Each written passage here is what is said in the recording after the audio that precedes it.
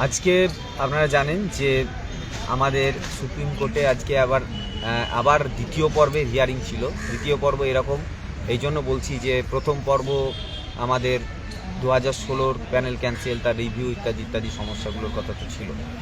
দ্বিতীয় পর্বে আজকে আপনারা জানেন যে নতুন গেজেটের উপরে বেশ কিছু সমস্যা নিয়ে একাধিক ম্যাটার এখানে সঞ্চিত ছিল।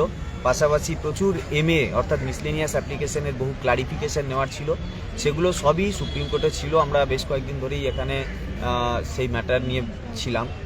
তো আজকে মূলত প্রায় 40-এর কাছাকাছি ট্যাগ ম্যাটার ছিল। এবার 40টা ম্যাটারের ট্যাগ ম্যাটার প্রচুর চাপ সুপ্রিম কোর্টের কাছে। তাই সুপ্রিম কোর্ট যেটা চাইলো যে আজকে এই 40টা পুরো ম্যাটার 19 নম্বর আইটেমে ছিল 11 নম্বর কোর্টে জাস্টিস সঞ্জয় কুমারের বেঞ্চে। তো সে 19খানা ট্যাগ 39খানা প্রায় 40খানার কাছাকাছি ট্যাগ ম্যাটার একসঙ্গে থাকার কারণে উনি এত চাপ নিতে চাননি।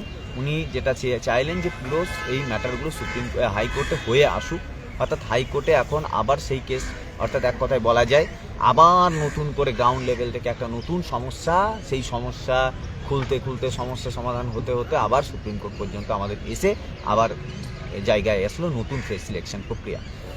তো এখন গেজেট নিয়ে যে 10 নম্বর নিয়ে সমস্যা, আগে না পরে নিয়ে সমস্যা, বা অন্যান্য যে সমস্ত সমস্যা হাইকোর্ট থেকে হতে সুপ্রিম কোর্ট পর্যন্ত আবার আসবে। ফলে লড়াইটা আরও দীর্ঘ হয়ে গেল।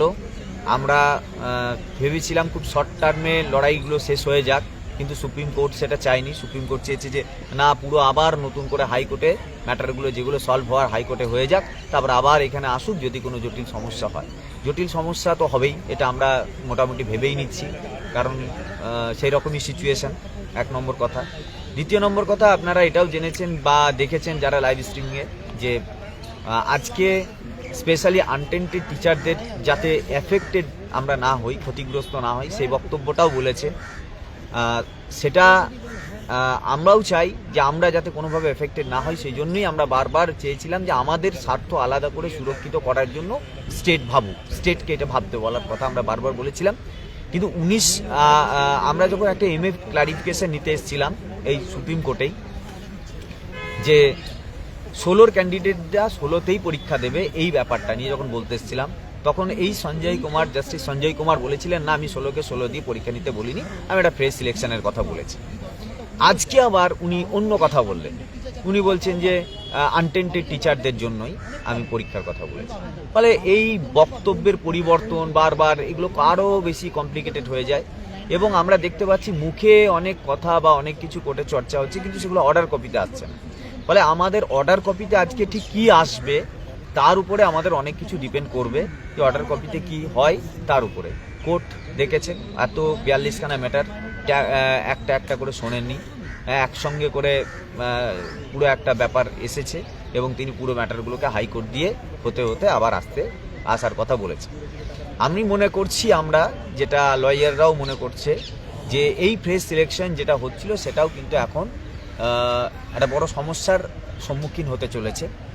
অর্থাৎ যে 31শে ডিসেম্বরের আগেই বা 31শে ডিসেম্বরের মধ্যেই একটা ফ্রেশ সিলেকশন হয়ে যাবে, নতুন করে রিক্রুটমেন্ট হয়ে যাবে, বা অন্যভাবে যে একটা সচ্ছলভাবে প্রসেস চলবে। আমরা যেটা বুঝতে পারছি, এই প্রসেস সচ্ছলভাবে চলার নয়, এখন ধাক্কা খাওয়ার মতো পরিস্থিতি এসছে। ধাক্কা খাওয়ার মধ্যে ইন দ্য সেন্স, যেহেতু প্রসেসটা লেন্দি হয়ে গেল, high court single bench, high court division bench, আবার সুপ্রিম কোর্ট, ফলে একটা লিটিগেশনের সম্ভাবনা আমরা লক্ষ্য করছি। এখন অর্ডার কপি যতক্ষণ না পাবলিশ হচ্ছে ততক্ষণ ঠিক কী গাইডলাইন্স এসছে, আমাদের জন্য কোনো স্পেশালি কোনো গাইডলাইন্স আসে কি না সেটা আমরা জানিনি। তবে বিশাল কিছু হয়ে যায়নি, বিশাল উল্লাসও নয়, বিশাল আনন্দও নয়। মূলত যেটা হয়েছে সেটা হচ্ছে, আমরা লক্ষ্য করলাম পর্বতের চূড়ার থেকে চূড়ার কাছাকাছি আবার নিচেই নেমে গেল সবটা, আবার প্রথম থেকে শুরু হয়ে গেল, পুরো প্রসেস আবার নতুন থেকে শুরু হচ্ছে। তার মানে এই লড়াইটা যেটা সুপ্রিম কোর্ট পর্যন্ত এসেছিল, আবার হাইকোর্ট যাবে, হাইকোর্ট থেকে আবার সুপ্রিম কোর্টে আসবে। দীর্ঘ একটা লিটিগেশন প্রক্রিয়ার মধ্যে দিয়ে আমাদের এগোবো। আমরা এখন কেউ জানি না কোন সিচুয়েশন কিভাবে কমপ্লিকেটেড হচ্ছে আস্তে আস্তে, আর এই ফ্রেশ সিলেকশন যেটা হচ্ছে সেটাও স্থগিতের মুখে কিনা, এই করতে করতে আর সামনে নির্বাচনও আসতে পারে। তো সব মিলিয়ে একটা জটিলতার মধ্যে পুরো ফ্রেশার আনটেন্টেড টেন্টেড, মানে পুরো টেন্টেড দা বাদ দিয়ে দাও, আনটেন্টেড ক্যান্ডিডেট, ফ্রেশার ক্যান্ডিডেট সবাই কিন্তু একটা কমপ্লিকেটেড সিচুয়েশনের মধ্যে এসে গেল। তো সেই জায়গায় দাঁড়িয়ে আমরা দেখি অর্ডার কপিতে কি আসে, তারপরে আমরা ডিসিশন জানাবো। আমাদের একটাই বক্তব্য, যদি অর্ডার কপিতে স্পষ্ট কোনো গাইডলাইন্স আসে, সরকার যেটা আমরা বারবার দাবি করেছি যে আনটেন্টেড ক্যান্ডিডেটদের জন্য অ্যামেন্ডমেন্ট পাস করে তাদেরকে একদম আলাদা করে দিক। যেহেতু উনি বললেন মুখে ভার্বালি যে আনটেন্টেড ক্যান্ডিডেটদের কোনো তারা যেন ক্ষতিগ্রস্ত না হয়, এই এমন জিনিসটা দেখতে বলছেন। আমরা চাই যে অর্ডার কপি এরকমভাবে যদি আসে কিছু, তাহলে পরে নিশ্চয়ই আমরা এই দাবি আবার করব এবং আমরা সেভাবে করে ভাববো। এটুকুই আপাতত। আর বাকি যদি আরও কিছু থাকে লয়ারদের সঙ্গে আলোচনা করে বা অর্ডার কপি আসার পরে, তাহলে আমরা আরও বিস্তারিত বলবো।